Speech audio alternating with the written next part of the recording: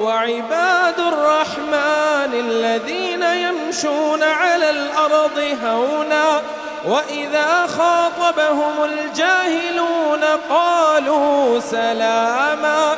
والذين يبيتون لربهم سجدا وقياما والذين يقولون ربنا اصرف عنا عذاب جهنم والذين يقولون ربنا اصرف عنا عذاب جهنم إن عذابها كان غراما إنها ساءت مستقرا ومقاما